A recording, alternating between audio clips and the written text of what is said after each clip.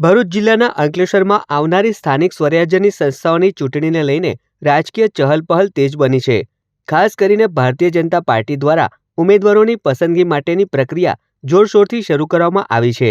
Ankleshwar GIDC વિસ્તારમાં આવેલ Gokul party plot ખાતે નિરીક્ષકોની પેનલ દ્વારા સંભવિત ઉમેદવારોની રજૂઆતો સાંભળવામાં આવી હતી।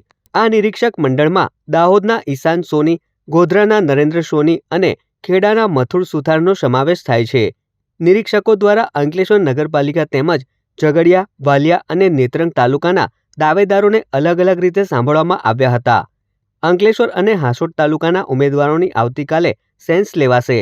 ઉમેદવારો પોતાની કામગીરી, લોકપ્રિયતા અને જીતવાની સંભાવનાઓ અંગે વિગતવાર રજૂઆત કરી હતી।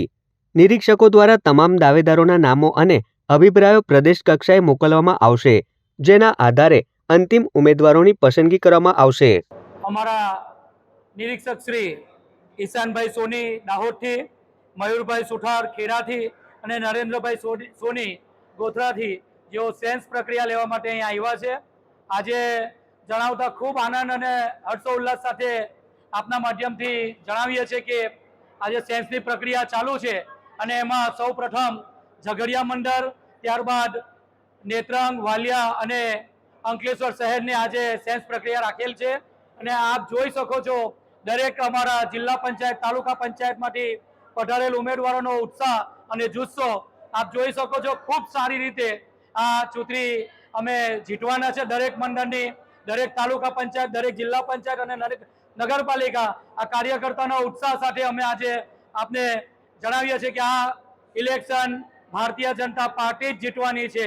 એની સાથે સાથે આજે જેટલા પણ ઉમેદવારો આવ્યા છે સૌ ઉમેદવારોને શુભેચ્છા। અને જેમ પાર્ટીની ગાઈડલાઈન છે કે ઉમેદવારો ઘણા હશે પણ તો એક ઉમેદવારને તાલુકામાં, જિલ્લામાં સમાવેશ થશે અને એ જ કાર્યકર્તાને ઉમેદવારોના જોશ એમની જોડે ચર્ચા થઈ પ્રમાણે કે પાર્ટી જેને ટિકિટ આપે એને બધા પાછા સાથે કામે લગીશું। અને એક પ્રણાલી છે કે ટિકિટ માંગવાનો હક બધાનો છે, પછી પાર્ટીનો નિર્ણય, સર્વ નિર્ણય આવશે એ બધા પ્રેમથી વધાવીશું અને કટિબદ્ધતા સાથે દરેક તાલુકા પંચાયત, દરેક જિલ્લા પંચાયતના સદસ્ય, નગરપાલિકાના સદસ્ય ભારતીય જનતા પાર્ટીના જીતે એના માટે કમર અને ખંભેથી ખંભા મિલાવીને કામ કરીશું। અને આટલું જ કહી મારી વારીને વિરમું છું। ભારત માતા કી જય, વંદે માતરમ।